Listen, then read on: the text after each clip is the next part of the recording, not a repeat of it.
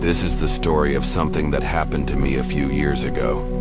And even now, when I talk about it, I get chills. I was babysitting for a family that lived a few blocks away. Their house was old but well kept, and the parents were really nice. They were going out for a late dinner and needed someone to watch their 6-year-old daughter, Lily. I had babysat for them once before and everything went fine. Lily was a sweet, quiet girl who loved dolls and coloring. I thought it would be an easy night, but I was wrong. It all started around 7:30 p.m. The parents left after giving me some instructions, and Lily was already in her pajamas. She was watching cartoons, sitting cross-legged on the carpet, hugging her favorite stuffed bunny. I sat on the couch scrolling through my phone, thinking it would be just another calm evening. About an hour later, I told Lily it was bedtime. She didn't argue. She just nodded, grabbed her bunny, and went up the stairs. I followed her to her room, tucked her in, and turned on the nightlight. She looked at me and said, "Can you close the closet door? He doesn't like it open." I laughed a little, thinking she meant a monster or something silly like that. "Who?" I asked, smiling. "The tall man who lives inside." My smile froze. Kids say creepy stuff all the time, right? But something about the way she said it, flat and serious, it got to me. I looked at the closet. It was just a regular, white door. I walked over and shut it gently. "There," I said. "All closed. Sweet dreams." Lily didn't say anything else. She just stared at the closet. I went back downstairs, trying to shake off the weird feeling. I made myself some tea and turned on the TV to distract myself. About 20 minutes later, I heard something. Footsteps. Not heavy stomping, not someone running, but soft, slow steps above me. I paused the TV and listened carefully. More steps. This time I was sure. They were coming from Lily's room. I stood up, heart beating faster. "It's probably Lily going to the bathroom," I told myself. I went up the stairs and walked quietly toward her room. The hallway was dim. Her door was still slightly open. I peeked inside. Lily was in bed, eyes wide open. She was clutching her bunny tight. "Are you okay?" I asked. She slowly shook her head. "He's mad." "Who's mad?" I asked, stepping inside. "The tall man. You locked him in." I turned and looked at the closet door. Still shut. Still just a door. I didn't know what to say. I checked the closet, half to prove to myself there was nothing inside, half to make Lily feel better. I opened it. Empty. Some clothes. Toys. Nothing strange. But Lily started crying. Not loud, but this shaky, breathless cry. "Don't open it," she whispered harshly. "You let him out." I closed it quickly. "There's nothing in there, sweetie, just your clothes." But she kept crying. I stayed with her until she fell asleep again, and then I went back downstairs. I was rattled. Not terrified, but definitely uneasy. It was just after 10 p.m. when I heard it. The sound of something scraping, like fingernails along a wall. It started faint, then grew louder. I turned off the TV and stood frozen. The sound was coming from upstairs. I picked up my phone and turned on the flashlight. I walked slowly up the steps, each one creaking under my weight. The scraping continued. I held my breath and followed it. It was coming from Lily's room. The door was closed now. I hadn't closed it. I reached out and slowly pushed it open. The room was dark, except for the nightlight glowing in the corner. Lily was not in her bed. The bed covers were messy, the stuffed bunny on the floor, and the closet door was open. Whispered her name, Lily. My voice shook. I stepped into the room. The scraping stopped. I turned toward the closet. I didn't want to go near it. My body was screaming not to, but I had to find her. I approached slowly, my phone shaking in my hand. I leaned forward, ready to shine the light inside. Suddenly, Lily's voice came from behind me. "He's in there." I spun around. She was standing near her bed, eyes wide, face pale. "Lily, come here," I said quickly, trying to grab her hand. But before I could, the closet door slammed shut on its own. Lily screamed. I picked her up and ran out of the room, down the stairs and into the living room. I locked the front door, grabbed my phone, and dialed her parents. I didn't care if I sounded crazy. I just said, "Come home. Something's wrong. Please come home now." They were already on their way. I stayed on the couch, holding Lily close, her head buried in my chest. She kept whispering, "He's watching us. He's watching us." Her parents arrived in 10 minutes. I told them everything. They looked confused and worried. The father went upstairs, checked the room, the closet. He came down and said it was empty. Nothing unusual. But Lily refused to sleep in her room again. That night, she slept in her parents' bed. A week later, her mom called me. She asked me, "Did Lily say anything strange that night, before she went to bed?" I told her yes, about the tall man in the closet. There was silence on the other end. Then she said, "Lily told me she saw him again last night. She said he was standing in the hallway, watching us sleep. I never babysat there again. But sometimes, I still dream about that house. I dream about that closet. And in the dream, I open it, and there's someone standing there, tall, thin, smiling, waiting."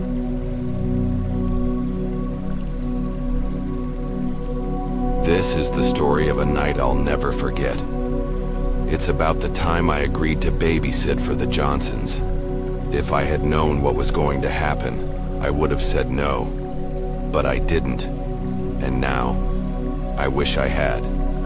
Mr. and Mrs. Johnson were a nice couple who lived just outside town, in a big old house at the end of a long driveway. They had one kid, a quiet little boy named Max. He was 7 years old, and the kind of kid who didn't talk much but always stared like he was thinking about something serious. They asked me to babysit one Saturday night. They said they'd only be gone for a few hours, for dinner and a movie. "You'll be fine," Mrs. Johnson said with a smile. "Max is easy. He's already had dinner. You just need to put him to bed by 9. Simple, right? That's what I thought too. They left around 6:30 p.m. Max was sitting on the floor playing with toy cars. I sat on the couch, watching him. The house was quiet. Too quiet, actually. No ticking clocks, no humming fridge, no cars outside. Just quiet. I tried to make conversation. "So, Max, do you like school?" He didn't answer. "What's your favorite subject?" Still nothing. He didn't even look at me. He just kept rolling a red car in circles, round and round, over the same spot on the floor. I looked around. The house had that old feeling. Wooden floors, big windows with long curtains and walls with dark old photos. Some of the pictures looked like they'd been there for 100 years. I went to the kitchen to get a glass of water. That's when I noticed something odd. On the fridge, there was a drawing stuck with a magnet, a kid's drawing. It showed a boy, probably Max, standing beside something tall and black. The tall thing had long arms and no face, just a dark shape. Under the drawing, written in a child's handwriting, were the words, "He watches me sleep." I felt a chill. I went back to the living room and asked Max, "Hey, who's that in your drawing on the fridge?" He stopped moving the toy car. Then, still not looking at me, he said, He lives in the closet. I blinked. What closet? Max finally looked up. His eyes were wide. My closet. I forced a small laugh. Like, a monster in the closet? Max shook his head. Not a monster, a man. But not like a real man. He's different. I didn't know what to say. Was this just his imagination or something else? At 8:45, I told Max it was time for bed. He didn't argue. He picked up his cars one by one and quietly walked up the stairs. I followed him to his room and helped him into bed.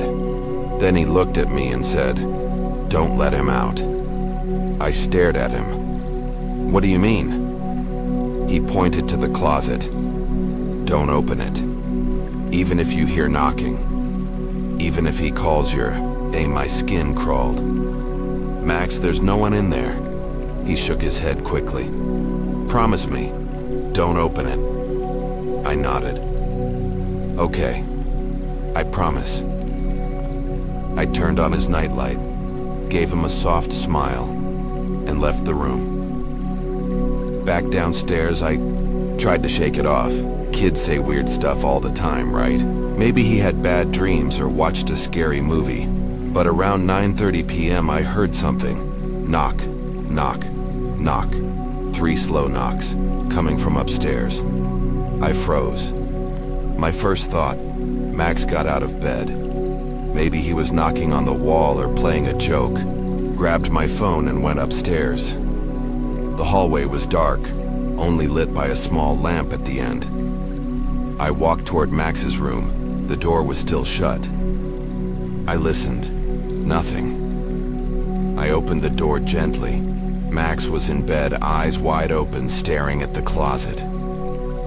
"You heard him too?" he whispered. I swallowed hard. It was probably the house settling. Old houses make noise. Max didn't reply. He just stared. I looked at the closet. It was closed, completely shut. But as I turned to leave the room, something happened that made my blood run cold.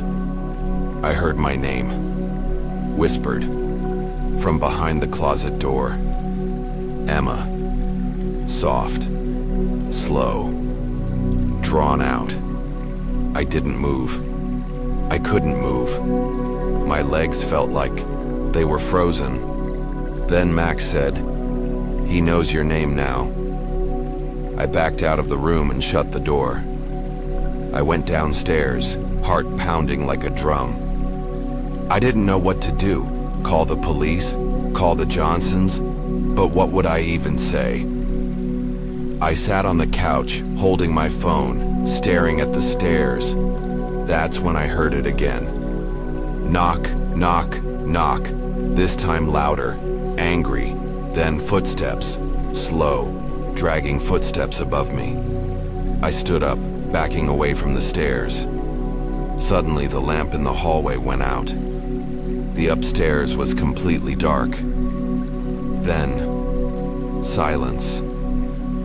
I stood there frozen, for what felt like forever. I kept telling myself I was overreacting, that it was just an old house making noise, a kid playing tricks, my mind playing games. But then, the closet door slammed shut. Loud, from upstairs, I screamed. I couldn't help it. I ran upstairs, heart racing, and burst into Max's room. He was sitting up in bed, shaking, his face pale. "I told you," he said. "He's angry now." I grabbed Max and we went downstairs. I locked the front door, closed every window, and sat on the couch with him beside me. I texted Mrs. Johnson, "Please come home. Something is wrong." She replied, "On our way." 15 minutes later, they came rushing in. I told them everything. I sounded like a crazy person, but I didn't care. They checked Max's room. The closet door was open again. Inside, nothing but clothes. But I swear to you, it wasn't empty. That night, I didn't babysit again after that. And even now, when someone says the word closet, I get goosebumps. Because I know Somewhere in the dark, behind some door, he's still watching.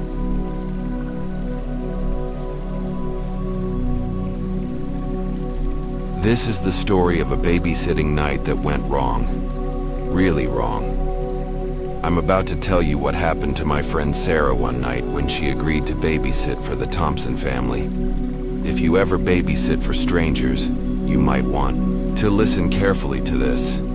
Sarah was a college student, quiet and smart, who needed some extra money. One evening, she got a call from Mrs. Thompson. They had to go out for a work dinner and asked Sarah if she could watch their two kids, Jake, who was 8, and little Lily, who was 4. Sarah agreed without hesitation. The Thompsons lived in a big old house on the edge of town, a house that already gave Sarah the creeps when she arrived. The house was silent except for the ticking of an old grandfather clock in the hallway.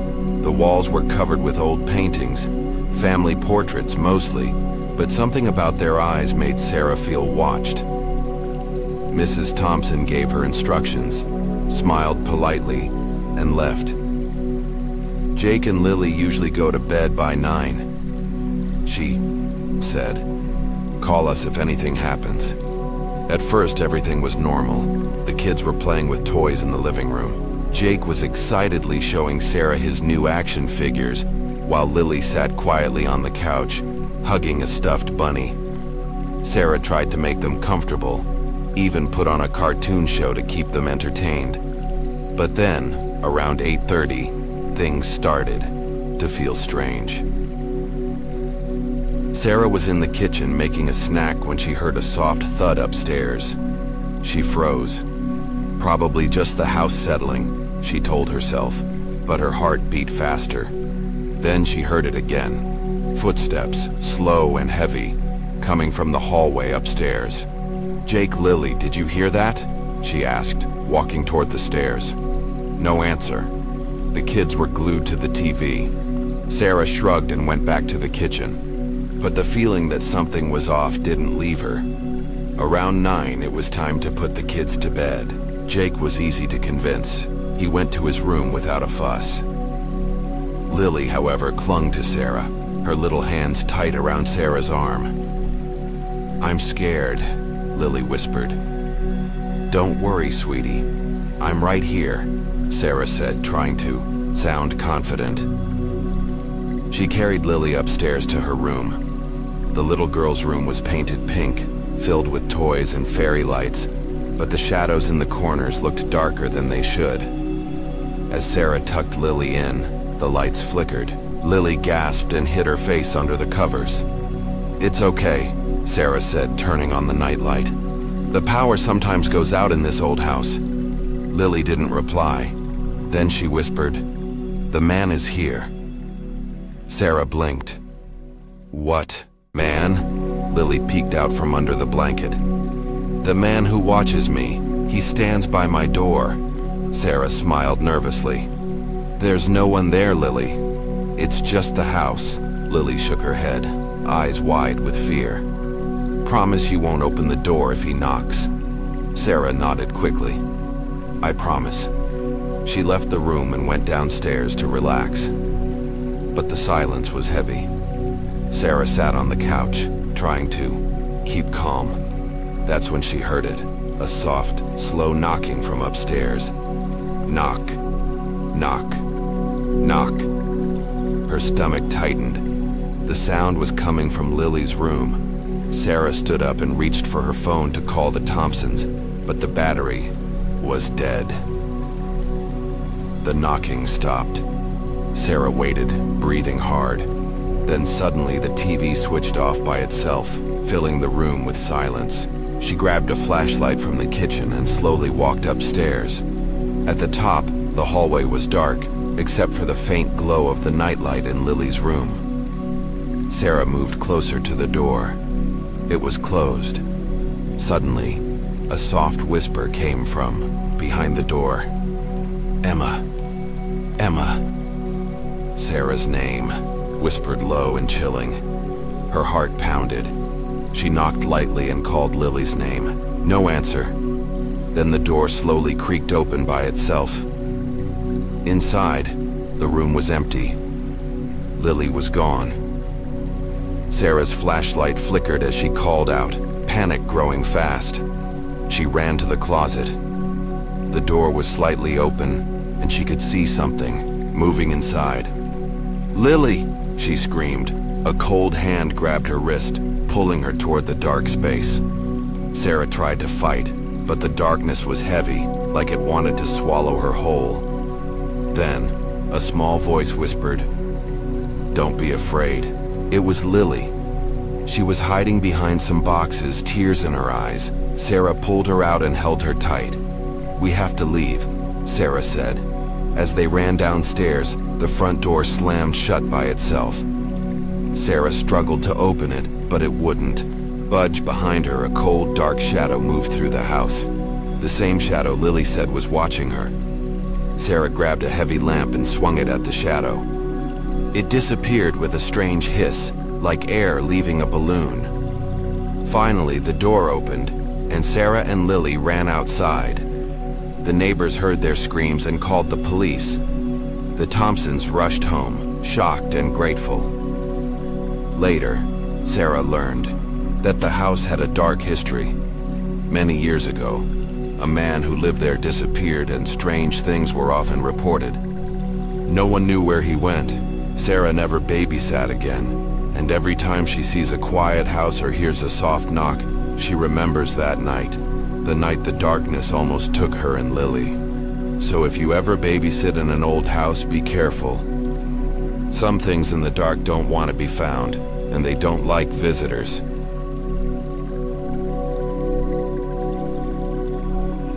A babysitting night that turned into something Sarah will never forget. I'm going to tell it just like she told me, so listen close because it's the kind of story that sticks with you. Sarah was a college student looking for some extra cash. One Friday evening, she got a call from the Miller family. They needed a babysitter for their son, Tommy, who was 7 years old. Sarah had babysat before, so she said yes without much thought. The Millers lived in a quiet neighborhood, in a small, neat house that looked normal enough. But sometimes, normal hides strange things. When Sarah arrived, Mrs. Miller greeted her warmly and gave some quick instructions. Tommy usually goes to bed by 8, but he likes to read in his room for a little while. Just check on him if you hear anything. The house was tidy, and Sarah felt comfortable enough at first. Tommy was shy but polite. He showed Sarah his favorite book, a story about ghosts, ironically, and they spent a little time reading together in the living room. After a while, Sarah noticed it was nearly 8, so she told Tommy it was time to get ready for bed. Tommy headed upstairs and Sarah cleaned up a little in the kitchen. That's when she heard it, a faint whispering sound coming from the hallway upstairs. She paused, thinking maybe it was the TV or the wind outside. But then it came again. A whisper, almost like someone was calling her name. "Sarah! Sarah!" Her heart skipped. Probably Tommy playing a trick, she told herself. She called upstairs. "Tommy, are you okay?" No answer. Sarah went up the stairs slowly. The house felt colder now, and the shadows seemed longer. She reached Tommy's door, which was slightly open. She peeked inside. The room was empty. "Tommy?" she called, stepping inside. Suddenly, the door slammed shut behind her. Sarah's breath caught. She tried the door, but it wouldn't open. Then, from the corner of the room, she saw a faint light moving. It was Tommy's flashlight, flickering on the floor near the closet. Sarah walked toward it and slowly opened the closet door. It creaked, revealing darkness inside. Then, a hand shot out, grabbing her wrist. Sarah yelped and tried to pull away. "Tommy!" she shouted, panic rising fast. But it wasn't Tommy's voice that answered. "Don't be afraid," a voice whispered, cold and hollow. Suddenly, the closet door slammed shut and the room went pitch black. Sarah fumbled for her phone, but there was no signal. She felt a presence near her, cold, heavy, and watching. Then, she heard footsteps outside the door, slow and deliberate. She backed away, heart pounding. The door handle began to turn slowly, but before it opened, the lights flickered. Back on, Tommy was standing there holding his book, looking confused. "Sarah? What's wrong?" She rushed to him, relief flooding her. "I thought you were gone," she said, shaking. Tommy just shrugged. "I was reading." Sarah helped him downstairs, deciding it was best to keep the lights on the rest of the night, but the house didn't want to let go so easily. As they sat in the living room, Sarah heard a soft tapping at the window. She looked up. No one was there. Then, Tommy's book fell off the table, open to a page about a ghost haunting a small house. Sarah decided to call the Millers. When Mr. Miller answered, Sarah told him everything. He sounded worried. "That house has a history," he said quietly. "Some say it's haunted by a spirit that doesn't like strangers." By the time the Millers got home, Sarah was ready to leave.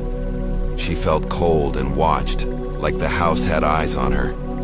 Sarah never babysat at the Millers again, and she never forgot the night when the whispers called her name. A night when the house seemed alive, and something in the shadows wanted more than just a visitor. So, if you ever babysit in a quiet house and hear your name whispered in the dark, maybe think twice before you go upstairs. Because sometimes, what's waiting for you isn't a child, it's something else entirely.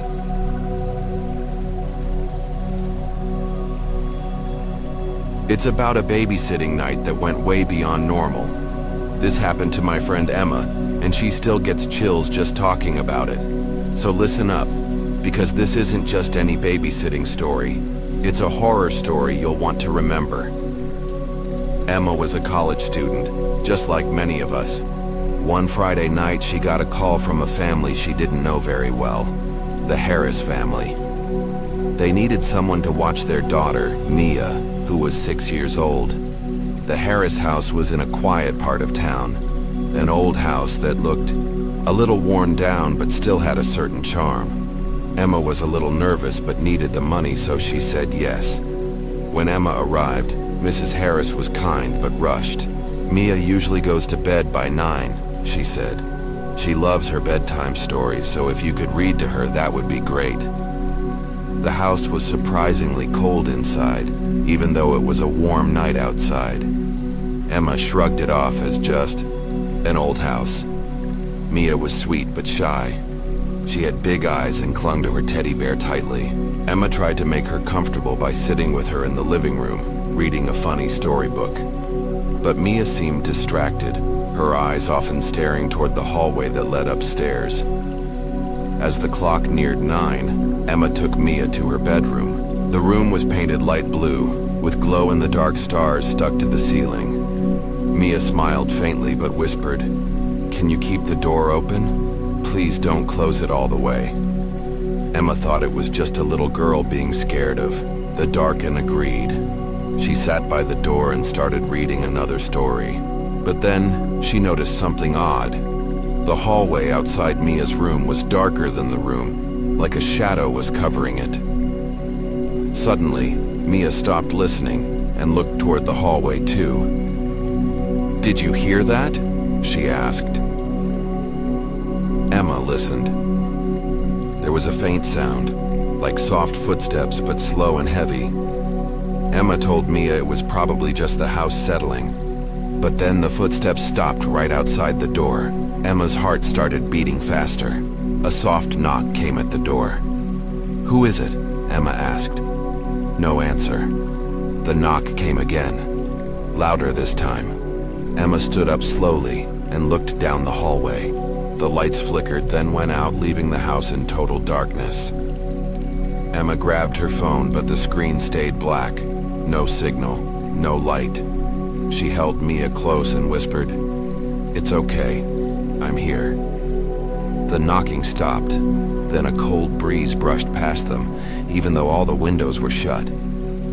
Emma shivered and decided to take Mia downstairs to the living room. As they walked, the floor creaked loudly under their feet. Every sound in the house seemed louder now. When they reached the living room, Emma turned on the lamp. The light flickered but stayed on. Mia clung to Emma's side. "The man is here," she said softly. Emma frowned. "What man, Mia?" Mia looked at her with wide eyes. "The man who watches me when I sleep. He waits in the dark." Emma's skin crawled. She wanted to believe it was just a child's imagination, but something about the way Mia said it felt real. Too real. Suddenly, the TV switched on by itself, showing static and strange flickers of shadowy shapes. Emma froze. Then, the front door slammed shut upstairs. She realized with growing fear that the house was not empty. Something else was inside. Emma wanted to call Mrs. Harris, but the phone lines were dead. Panic began to rise inside her. She tried to calm Mia. "We need to stay together. I'll protect you." Then, from upstairs came the sound of footsteps. Slow, heavy steps walking down the stairs. Emma's breath caught. The footsteps stopped at the bottom of the stairs. A shadow moved past the corner of her eye, dark and shapeless. Emma held Mia tight and backed toward the door. Suddenly, a cold hand touched Emma's arm. She screamed and turned around. No one was there. The lights flickered again, and when they came back, the house was silent. Emma grabbed Mia and ran to the door. This time, it opened easily. Outside, the night was still and quiet. Emma didn't wait. She called Mrs. Harris from her own phone. Mrs. Harris sounded shocked. "You need to get out of that house. It's been empty for years." Emma was confused. "But I just saw Mia." Mrs. Harris hesitated, then said, "Mia died 2 years ago. There was a fire in that house." Emma's blood ran cold. She looked back at the dark windows of the house, then at the little girl clutching her tightly. Was it really Mia? Or something else pretending to be her? Emma never babysat again, and every time she passes that old house, she hears the soft footsteps and the knocking in the dark. So if you ever get asked to babysit in an old, quiet house, think twice. Because sometimes, the past never really leaves. It waits in the shadows, watching, knocking, and maybe, just maybe, it wants you to stay.